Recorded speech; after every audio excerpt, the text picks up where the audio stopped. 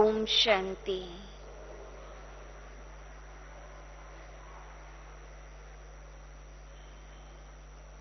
बाबा के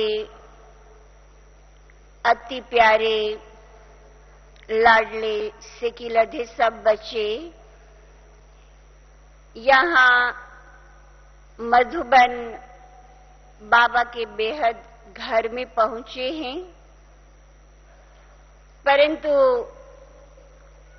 जब मधुबन घर शब्द बोलते हैं तो मुझे लगता है कि मधुबन घर तो है ही है, परंतु उससे भी ऊपर बाबा की प्रैक्टिकल में ये गोद है। बाबा हम बच्चों को गोद में कैसे बिठाएंगा? आज सुबह क्लास में बहन सुना रही थी कि बाबा साकार में जब थे तो हर बच्चे को गोद देते थे। आप सभी ने भी यह चरित्र सुने होंगे। अभी बाबा साकार में नहीं है, परंतु अव्यक्त बाप दादा हम बच्चों को इतनी प्यार की पालना देते हैं और उस पालना के लिए ही आप और हम सब यहाँ पहुंचते हैं। तो यह मधुबन बाबा की गोद है, ऐसा ही अनुभव करते हैं। और गोद ही नहीं, यह बाबा का दिल है। यहाँ आकर के हम सबको लगता है कि हम बाबा के दिल में समा रहे हैं और बाबा हमारे दिल में समा रहे हैं। सेंटर्स पर भी याद करते हैं। आप सभी अपने अपने घर में भी बाबा को याद करते हैं, परंतु यह अवतरण भूमि, कर्तव्य भूमि, चरित्र भूमि में आकर ऐसा ही मन को और तन को आराम मिलता कि जैसे बच्चा बाप की गोद में आ गया है। और आराम ही नहीं, इतना लाड़ प्यार दुलार, पालना, पढ़ाई, शिक्षा, सावधानी, इन सब से यहाँ भरपूर होते जाते, ऐसा मैं समझती हूँ। आप सबको भी लगता है। और इसीलिए सभी बच्चे भाग भाग कर यहाँ जितनी संख्या दी होती उससे भी अधिक संख्या में सब बच्चे पहुंचते रहते हैं। तो यही तो हमारा संगम का सुहावना समय है, जो हम एक दूसरे से मिल पाते और बाबा से भी मिलते, मौज मनाते हैं। ये बहुत सुख के, अतीन्द्रिय सुख के दिन हैं, जब हमें ऐसी सर्वश्रेष्ठ गोद मिलती है। और इसीलिए बाबा के जो भी शब्द हम बच्चों के प्रति है, बाबा की जो भी आशाएं और उम्मीदें हैं, उन सब को पूर्ण करने का लक्ष्य भी हम सब बच्चों का दृढ़ रहता है। और अगर वह लक्ष्य थोड़ा अगर कमजोर भी हो तो हमें यहाँ आकर के उसको दृढ़ करना है। अव्यक्त वाणी में बाबा बार बार हम बच्चों को इशारे देते हैं। अभी हमें यह इशारा मिला है कि जैसे कहते हो मेरा बाबा, मीठा बाबा, प्यारा बाबा, ऐसे ही क्या कहो, मेरा परिवार। आप सभी ने भी यह सुना होगा और इस इशारे को आपने कैच किया भी होगा। बाबा ने कहा कि जैसे दिल से कहते हो मेरा बाबा, ऐसे दिल से कहो मेरा परिवार, और संस्कार शब्द को ही समाप्त कर दो। यह बाबा का इशारा है।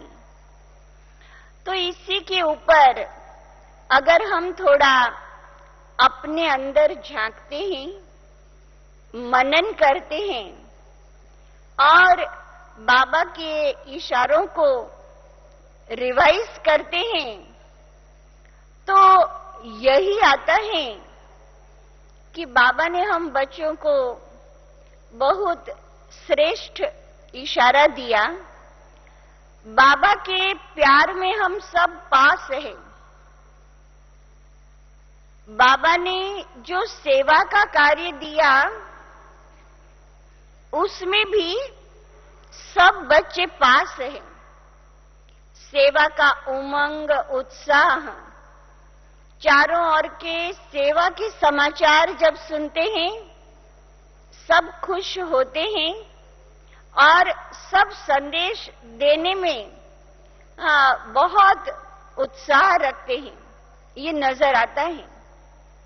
परंतु बाबा ने इशारा दिया, दिल से कहो मेरा परिवार, माना सब मेरे हैं, अपने हैं, और हर एक से हमारा इतना प्यार हो, एक दूसरे के साथ हमारी इतनी एकता हो, ऐसा बाबा हम बच्चों से चाहते हैं।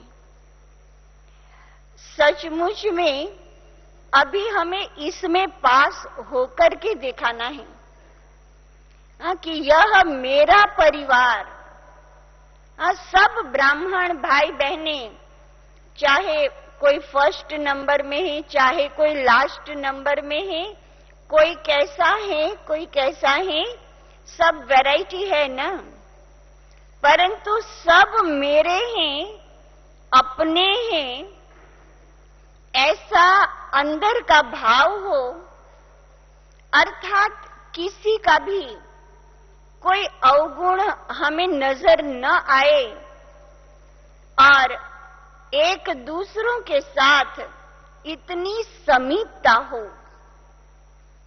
ऐसा बाबा हम बच्चों से चाहते हैं।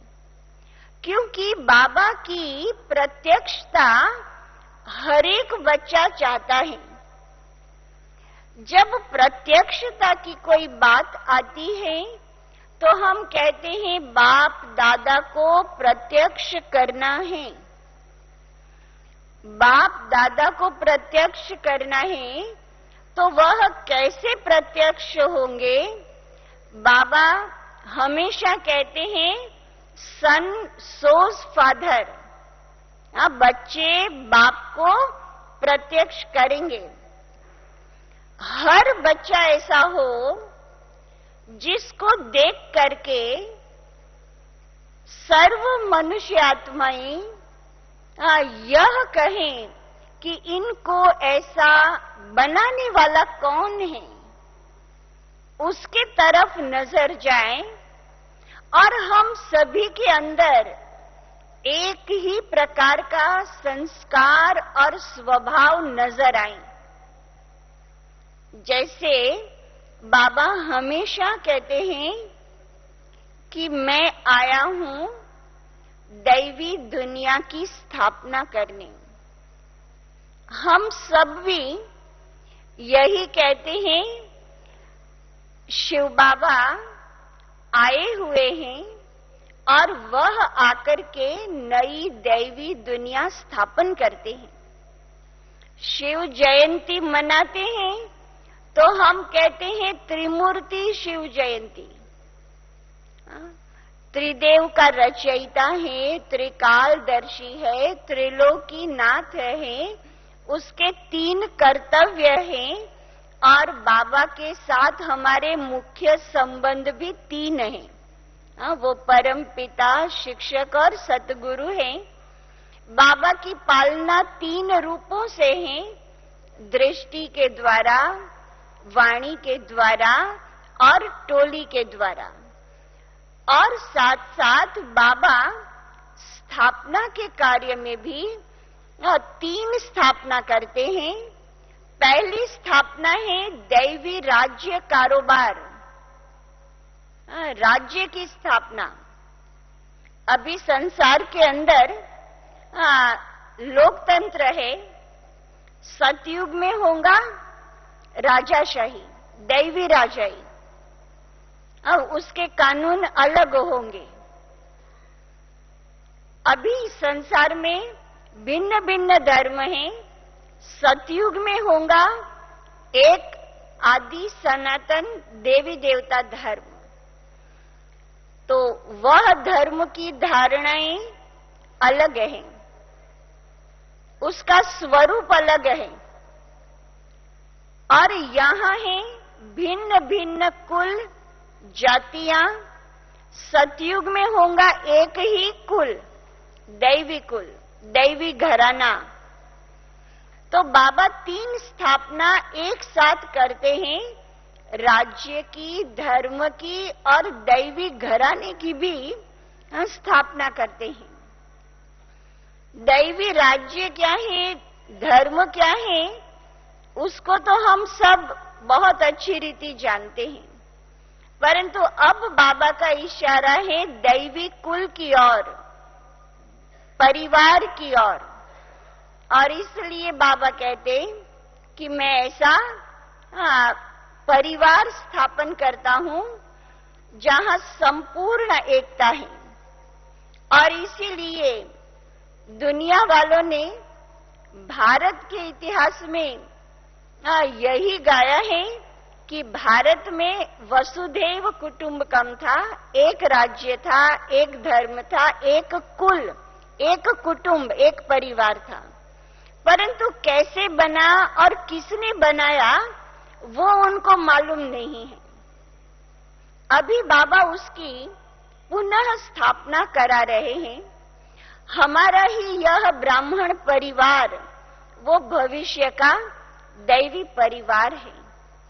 और जहां परिवार शब्द आता है तो वहां आपस में स्नेह, सहयोग, एकता यह स्वाभाविक होता है। और इसीलिए बाबा ने भी कहा कि अब परिवार में भी पास होना यह हमारे लिए संपूर्ण बनना है तो आवश्यक है। हम सभी का यह दृढ़ लक्ष्य है। तो ऐसे यह मेरा परिवार है ये याद रहे तो कभी भी संस्कारों का आपस में टकराव नहीं होगा, मन मुटाव नहीं होगा, हमारा बिखराव नहीं होगा, हाँ, आपस में जुदाई नहीं होगी। तभी तो बाबा कहते हैं कि मैं माला बनाता हूं। सिर्फ एक मणका तैयार करने के लिए नहीं आए हैं, पूरी माला बनाते हैं। और माला की विशेषता यह है, हर मणका अलग अलग है, परंतु हर मणका एक दूसरे के साथ नजदीक है, धागे से जुड़ा हुआ है। तो न्यारे भी हैं और प्यारे भी हैं, उसकी यह निशानी बताई है। हम सभी भी यह अनुभव करते हैं कि स्व उन्नति में, सेवा में, हमारे पुरुषार्थ में अगर कोई कमी है तो यही कमी है कि हमारे संस्कारों में आपस में थोड़ी थोड़ी टकराहट हो जाती है। और वह टकराव होने के कारण कभी कभी हम सर्विस के बजाय डिसर्विस भी कर देते हैं। सर्विस करना बहुत अच्छा है, परंतु अगर बाबा का एक बच्चा भी अपनी चाल और चलन के द्वारा थोड़ी डिससर्विस कर देता है तो पूरे परिवार को कलंक लग जाता है कि यह कौन है, यह ब्रह्मा कुमार है, यह ब्रह्मा कुमारी है, उन्होंने ऐसा किया। और इसीलिए बाबा हम बच्चों को कहते हैं कि बच्चे आपके कैरेक्टर्स भी बहुत अच्छे चाहिए, आपके मैनर्स भी बहुत अच्छे चाहिए। एक शब्द है कैरेक्टर, हमारा चरित्र, और एक शब्द है मैनर्स। हम सभी ने बाबा के 4 नियमों को, धारणाओं को अपना लिया, योगी जीवन के 4 पिलर्स, उसको हम सब जानते हैं। ज्ञान रेगुलर सुनते हैं, मुरली, योग, उन सब में हम बिल्कुल रेगुलर है, पंक्चुअल है। परंतु मैनर्स यानी एक दूसरे के साथ जब हम व्यवहार में आते हैं तो वहां माया हमारे अंदर देह अभिमान के भिन्न भिन्न रूपों में प्रवेश कर लेती है। कहाँ प्रवेश हो जाती है? कभी कभी आप सबने अनुभव किया होगा कि हमको खुद ही मालूम नहीं पड़ता है कि माया कैसे आ गई और उसने अपना काम कर लिया। हमने माया के आने के सारे रास्ते तो बंद कर दिए हैं, परंतु जैसे राजस्थान में आपको मालूम होगा आंधी आती है और उसमें मिट्टी उड़ती है हवा के साथ।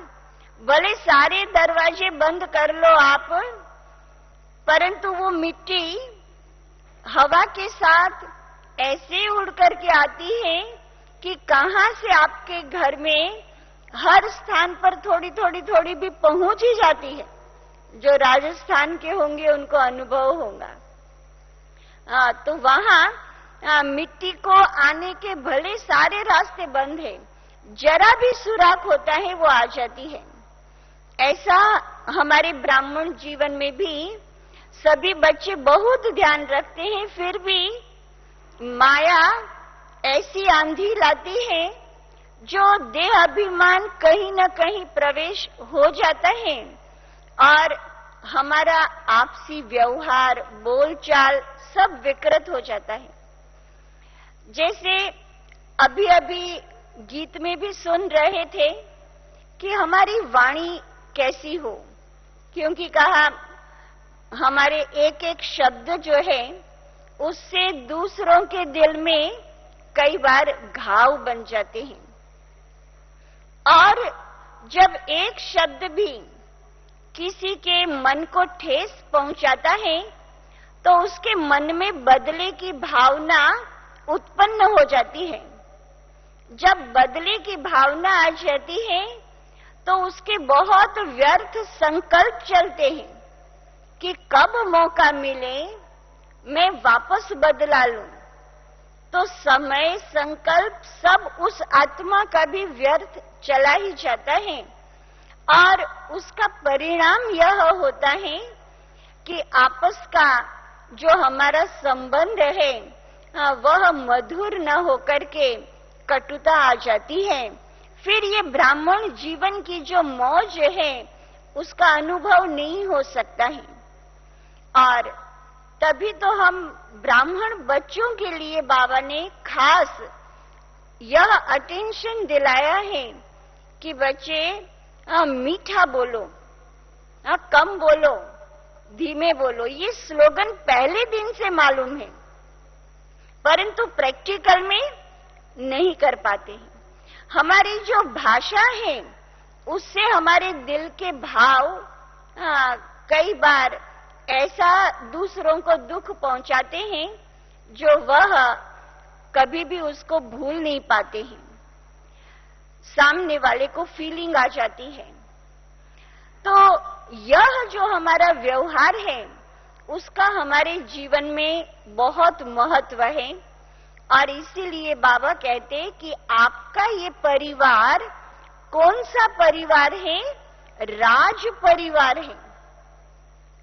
इस परिवार को कितने नाम दिए हैं? बाबा ने कहा है यह दैवी परिवार, बेहद का परिवार, ब्राह्मण परिवार, यह भविष्य का राज परिवार है। राज परिवार है माना दूसरों को भी सम्मान दो और सामने वाला भी आपके साथ सम्मान पूर्वक व्यवहार करे। और इसीलिए स्लोगन दिया है स्वमान और सम्मान। स्वमान में रहो भी और दूसरों को भी सम्मान दो, उनको भी स्वमान में स्थित करो। बाबा इसीलिए मैनर्स शब्द के ऊपर बहुत ध्यान दिलाते हैं। होता क्या है कि हम सब बहुत अच्छा ज्ञान का खजाना भरपूर करके भी व्यवहार में कहीं न कहीं माया से हार खाते हैं।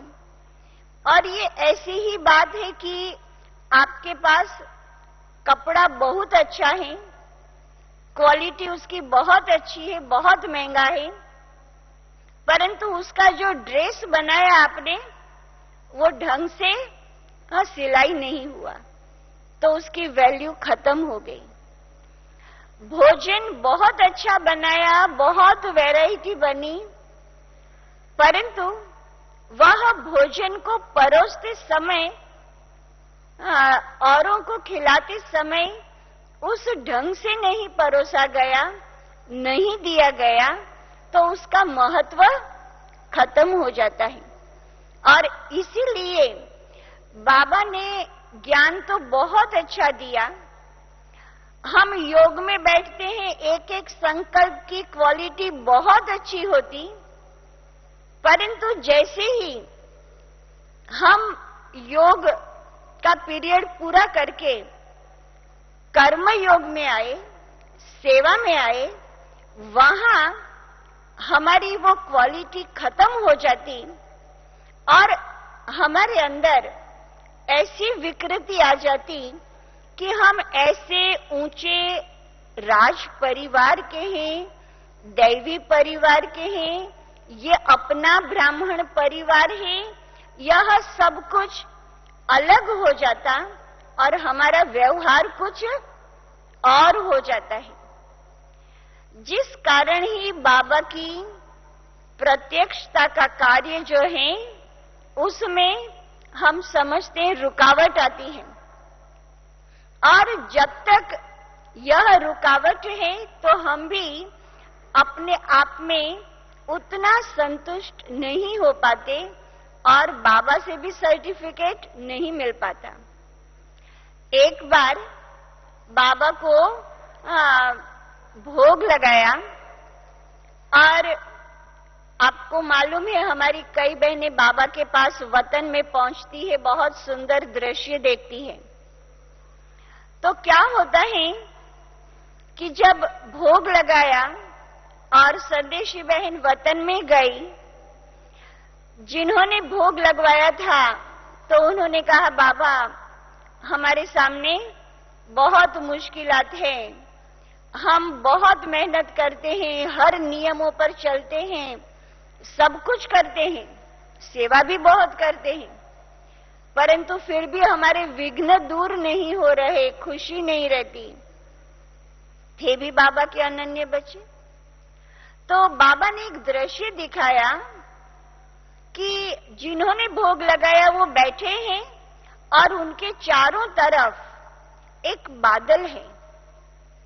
ऊपर में बाबा जैसे सूर्य के रूप में नजर आ रहे हैं और बाप दादा अपनी किरणें उस बच्चे को दे रहे हैं। वो बच्चा भी बैठा है बाबा की याद में, परंतु उसके आसपास जो बादल था उसके कारण बाबा की किरणें उसके तक पहुंच नहीं रही है। तो बहन ने पूछा बाबा आप क्या कहना चाहते हैं? बाबा ने कहा, बच्ची देखा? तो कहा, हाँ बाबा, ये बादल आप हटा दो, क्योंकि बच्चे को आपकी किरणें नहीं मिल रही, प्रकाश नहीं मिल रहा। कहा, बाबा तो दे रहा है, अब बादल हटाना है तो कौन हटाए, कैसे हटाए? फिर बाबा ने समझाया कि हर बच्चे का अपने लौकिक और अलौकिक परिवार के प्रति कुछ फर्ज भी है, कर्तव्य भी है। तो अगर कोई भी बच्चे लौकिक या अलौकिक परिवार में जो है, अगर उनसे कुछ बद दुआएं ले लेते हैं तो वो ऐसा काला बादल बन जाता है और बाबा की प्रकाश उस बच्चे तक पहुंच नहीं पाती है। तो यह बादल किसने बनाया? स्वयं हमने अपने संस्कारों से, व्यवहार से बनाया। हम अपनी आदतों को परिवर्तन न करने कारण हमने अपने ही लौकिक अलौकिक परिवार के तरफ से कुछ नकारात्मक संकल्प बादल के रूप में बना लिए, और इसलिए बाबा की शक्तियों का खजाना बाबा हमें दे रहा है तो भी नहीं पहुंच रहा है। तो संस्कारों का मिलन करके एक दूसरों को खुशी देना, यह योगी जीवन में अति आवश्यक है। और इसीलिए योगी जीवन के 4 पिलर हैं। उसमें एक है ब्रह्मचर्य, शुद्ध अन्न, सत्संग, दिव्य गुणों की धारणा। इस पर हमारा अटेंशन कम है। हम योगी बन जाएंगे, परंतु योगी जीवन शब्द पर हम ध्यान दें। निरंतर योगी, स्वतः योगी हम तब बन पाएंगे जब दिव्य गुणों का चौथा पिलर हमारा मजबूत होगा। इसलिए उस चित्र में ये लिखा हुआ है, सच्चा योगी जीवन। जीवन माना आधे घंटे का योगी, 1 घंटे का योगी नहीं, निरंतर योगी, सदा बाबा से तार जुड़ी रहे। अगर हमने किसी को दुख पहुंचाया, किसी के संकल्प चले हैं व्यर्थ और उसके हम निमित्त हैं, तो औरों के संकल्प हमें बाबा से हमारी तार जुड़ने नहीं देते हैं। हमको चाहिए हम अपने आप में इतना निमित्त भाव, इतनी वाणी निर्मल रखे और निर्माणता हो कि किसी को भी हमारे कर्म द्वारा, वाणी द्वारा, विचार द्वारा दुख न पहुंचे। हर एक हमारे द्वारा जब सुख का अनुभव करेगा, तभी हम ऐसे योगी जीवन बना सकेंगे। और यही योगी जीवन की आवश्यकता है। हमें इस बात के ऊपर पूरा ध्यान देना है कि हमारा हर संस्कार एक दूसरों को सुख देने वाला हो। तभी बाबा ने हमको यह कहा है कि आपके संस्कार परिवर्तन से ही संसार परिवर्तन होगा। एक ही महावाक्य में बहुत कुछ समा गया है और हम सबको अपने आप के अंदर यह झांकना होगा कि आज के सारे दिन के अंदर मैंने अपने विचार, वाणी और कर्म द्वारा हर पल को यादगार बनाया या वह व्यर्थ चला गया। इसलिए यह ब्राह्मण जीवन का एक एक पल हमारे लिए महत्वपूर्ण है और हमें अपने दृष्टि, वृत्ति, वाणी, कर्म, चाल, चलन, इन सब के ऊपर ध्यान देना है। हम सिर्फ बाबा की मुरली ही पढ़ते हैं, सुनते हैं, सिर्फ योग करते हैं, उतना ही काफी नहीं है।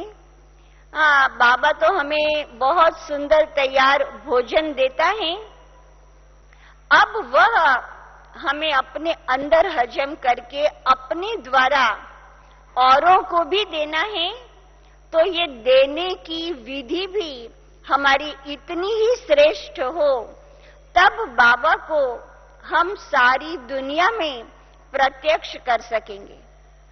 अधिकतर बाबा का बनने के बाद भी यह कमी रह जाती है, जब यह मालूम है कि बाबा का यह परिवार है, बाबा मेरा है, तो बाबा का पूरा परिवार भी मेरा अपना है।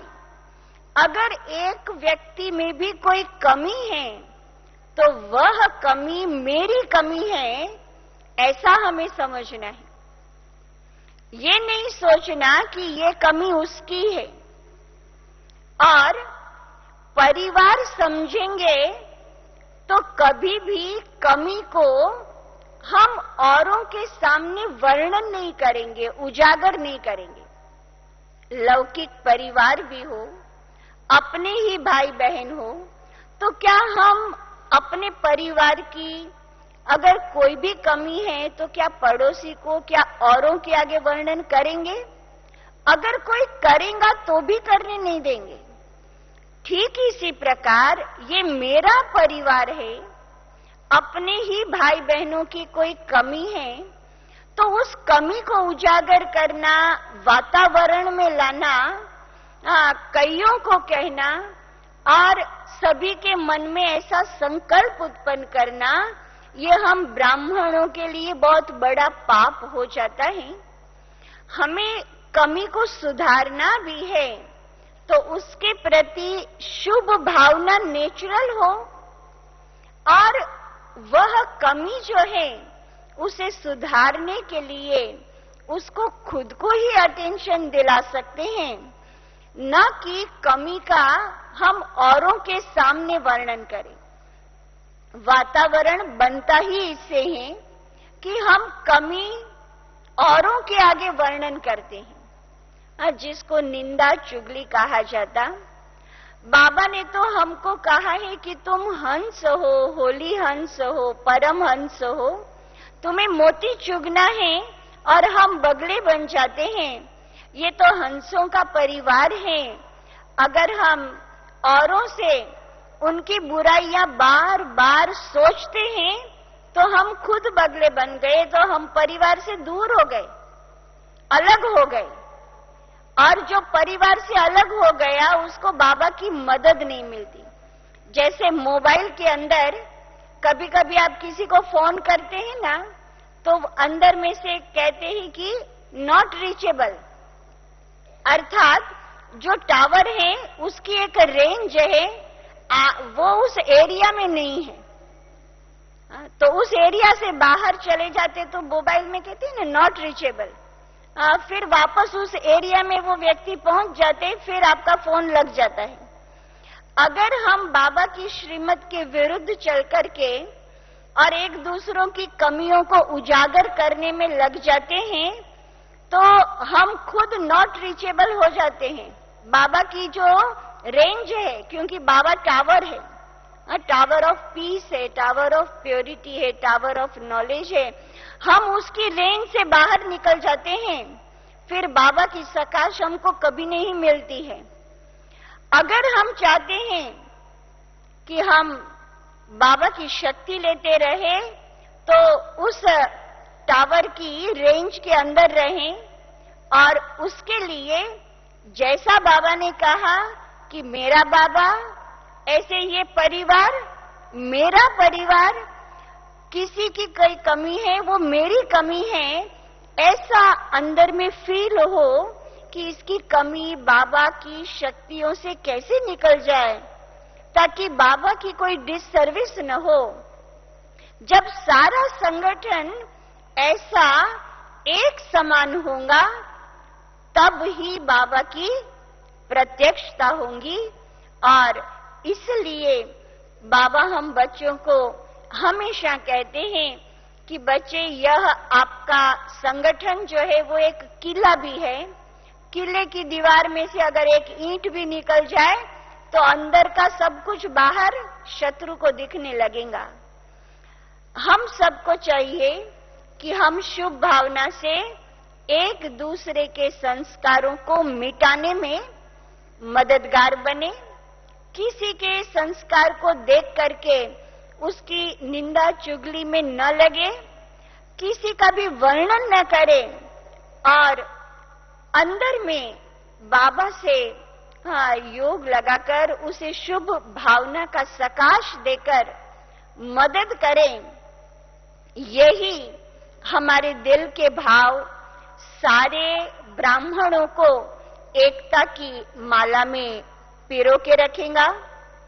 और जब ऐसी सुंदर माला तैयार होंगी तभी हम सब बाबा की प्रत्यक्षता कर पाएंगे। तो हम सभी को ये लक्ष्य बहुत बहुत दृढ़ हो। अंत में आपको मैं एक एग्जाम्पल देकर पूरा करना चाहूंगी कि एक बार एक विद्यार्थी था, उसने कहा अपने टीचर से कि मुझे तो इंजीनियर बनना है। तो उसने कहा कि तुम्हारा तो लक्ष्य मुझे इतना पक्का लग नहीं रहा क्योंकि तुम इतनी पढ़ाई नहीं करते हो। तो वह कहता है कि नहीं, मुझे तो बनना ही है, मैं बन करके ही दिखाऊंगा। तो कहा मैं आपकी परीक्षा लेता हूं। कहा ठीक है। वो जाता है नदी किनारे, वह टीचर और विद्यार्थी दोनों खड़े हैं। उसने पकड़ करके विद्यार्थी को 1 सेकंड के लिए नदी में गिराया और निकाला।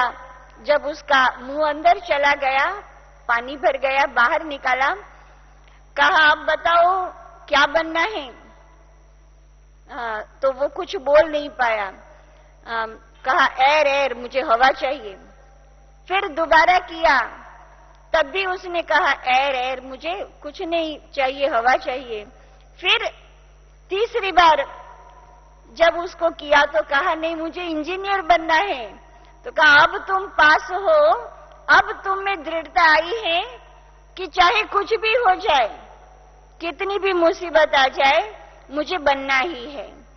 हम सभी को भी बाबा की गोद में यहाँ आए हैं, यही बाबा से वायदा करके पक्का बनना है कि हम अपने संस्कारों में एक दूसरे के साथ इतनी निर्माणता और वाणी को निर्मल रखेंगे ताकि मधुरता रहे और एकता के सूत्र में रहेंगे। एक दूसरे के प्रति हम गुणग्राही होकर के ही रहेंगे, तभी हमारा सचमुच में दिल से निकले मेरा बाबा और मेरा परिवार। तो यहाँ ये हमें दृढ़ करके जाना है, मेरा परिवार, किसी की भी कोई कमी है वो मेरी कमी है, उतनी शुभ भावना से उसको अंदर का संकल्पों का, मनसा सेवा का सहयोग देना ही है। यह सबका दृढ़ लक्ष्य हो, तभी बाबा को प्रत्यक्ष कर सकेंगे। ओम शांति।